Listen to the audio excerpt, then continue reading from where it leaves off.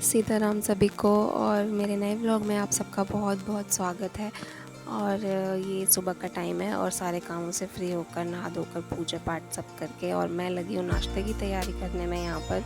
तो यहीं पर ना बैठना मुझे बहुत अच्छा लगता है और सुबह का टाइम तो वैसे ही बहुत अच्छा होता है, इतनी पॉजिटिविटी से भरा हुआ होता है ना, बहुत अच्छा लगता है। तो बस पुन्नू और उसके पापा अभी सोए हुए थे तो मैं कर रही हूँ यहाँ नाश्ते की तैयारी और आज बनाऊँगी कटहल। लेकिन पहली बार इस तरीके से ट्राई किया मैंने, बिना लहसुन प्याज टमाटर कुछ भी नहीं डाला था, खाली मसालों के साथ फ्राई किया। जब तेल अच्छे से बिल्कुल पक गया था ना, क्योंकि सरसों का तेल अच्छे से पकना बहुत ज़रूरी होता है, तो बस उसके बाद मैंने कर दिया था गैस को बंद और उस गरम तेल में पहले सारे मसाले डाले, फिर वापस से मैंने गैस ऑन किया। इस तरीके से करने से मसाले जलते नहीं हैं। और बस फिर इसी तरह से मसालों के साथ फ्राई कर करके आज मैंने इस तरीके से कटहल बनाया था। तो अच्छा बना था, काफ़ी अच्छा बना था। लग रहा था पता नहीं कैसा बनेगा, कुछ भी नहीं डाल रही हूँ तो, लेकिन अच्छा बना था, इतना बुरा नहीं बना था कि ना खा पाओ। तो पराठों के साथ टेस्टी लग रहा था। और पुन्नू के लिए तो मैं बना दूंगी जैम पराठा, क्योंकि बच्चे सब्ज़ी पराठा रोटी जल्दी से लेके नहीं जाते हैं। उन्हें जैम पराठा या कुछ ऐसी चीज़ दे दो ना तो वो ज़्यादा पसंद करते हैं, छोटे बच्चे। बड़े बच्चे तो चलो फिर भी खा लेते हैं एक बार के लिए। तो बस यहाँ पे मैंने पुन्नू और उसके पापा को उठा दिया था और एक रोटी पहली गाय के निकालने के बाद पुन्नू के लिए मैंने यहाँ पे लंच में जैम और पराठा पैक कर दिया और बाकी के नाश्ता भी मैंने बना लिया था। मतलब सब्ज़ी तो बनी गई थी, पराठे सेक लिए थे और तब तक ये दोनों भी नहा कर रेडी हो गए थे। और बस फिर उसके पापा उसको छोड़ के आ जाएंगे स्कूल। और ये है अगले दिन का 15 अगस्त वाला दिन। तो यहाँ पे आज सुबह सुबह देखिए बंदर बंदरिया का खेल दिखाने वाले भैया आए हुए थे। तो ये सब देख के ना बचपन की सारी यादें ताज़ा हो जाती हैं, क्योंकि यही सब देख देख कर तो बड़े हुए हैं और अब तो इतना देखना नहीं मिलता, लेकिन कभी कभी यहाँ पे गली में ना आ जाया करते हैं इस तरीके से, तो बहुत अच्छा लगता है देख कर ये सब। और उसके बाद मैं यहाँ पर लग गई थी साफ़ सफाई में, क्योंकि इतने दिन से तबीयत थोड़ी ठीक ना होने की वजह से मैं कर ही नहीं पा रही थी। तो अब आराम लगा तो सोचा कि चलो शुरू कर दूँ, क्योंकि धीरे धीरे कर कर ही कर पाऊँगी तो फिर सारा घर हो पाएगा, क्योंकि एक दिन में तो हो नहीं पाता है। तो सबसे पहले मुझे यही करना था और बेड को खाली करके पूरा अच्छे से नीचे साफ़ किया, एक एक पूरा पार्ट अलग करके बेड को सरकाना पड़ा, क्योंकि ऐसे तो ये हिलने वाला था नहीं। और डबल बेड तो वैसे भी आपको पता ही है कि कितना भारी काम हो जाता है। और बस फिर शाम ही हो गई थी ये एक कमरा करने में, और मैं ज़्यादा शूट भी नहीं कर पाई बाद में, क्योंकि मुझे धूल मिट्टी से बहुत ज़्यादा एलर्जी है। तो जब भी साफ़ सफाई का नाम आता है ना तो सबसे बड़ी टेंशन यही हो जाती है मुझे, पहले मास्क वगैरह लगाने के बाद भी दिक्कत हो ही जाती है।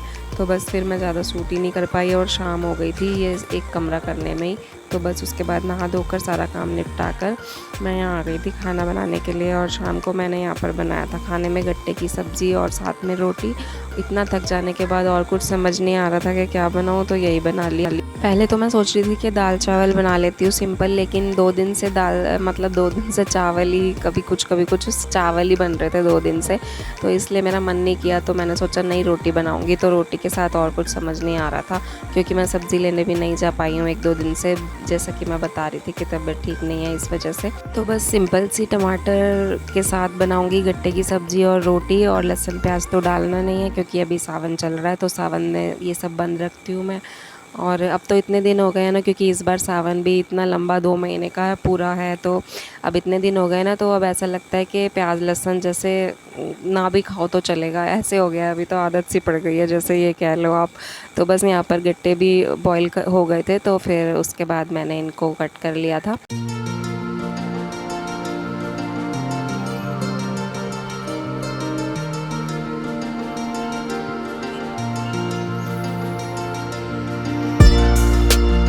और ये पानी मैंने अलग से निकाल लिया है जिसमें उबाले थे, क्योंकि इसी पानी को मैं यूज़ कर लूँगी ग्रेवी में। और बस यहाँ पर थोड़ी सी दही फेंट ली है, और जब तेल अच्छे से पक गया है तो फिर इसमें मैंने जीरा और हींग डालकर और 2 हरी मिर्च ऐसे ही बीच में से थोड़ा सा कट करके, और बस टमाटर के साथ यहाँ तड़का लगा दिया था सिंपल से मसालों के साथ, और थोड़ा सा किचन किंग मसाला डाल दिया था। इससे थोड़ा सा सब्ज़ी में अच्छा टेस्ट और फ्लेवर आ जाता है, तो ये मैं आजकल यूज़ कर रही हूँ, क्योंकि वैसे तो प्याज लहसुन वगैरह डल नहीं रहा है, तो इस मसाले से ना काफ़ी अच्छा टेस्ट और फ्लेवर आ जाता है सब्ज़ी में। तो बस यहाँ पर मैंने ये दही मिक्स कर दी टमाटर के साथ सारे मसाले, और अच्छे से पका लिया था ग्रेवी को।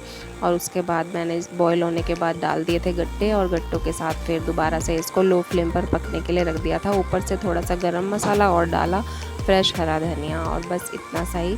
और बस फिर मैंने लो फ्लेम पर इसको रख दिया था पकने के लिए। तो जब तक सब्ज़ी पक रही है यहाँ पर मेरी, तब तक मैं आटा लगा लूँगी और बस फिर उसके बाद जल्दी से बना लेंगे खाना। और इतना थकने के बाद तो फिर मन करता है ना कि बस जल्दी से खा पी के और सारा काम निपटा कर और बस सो जाओ, लेकिन कहाँ इतनी जल्दी सोना हो पाता है।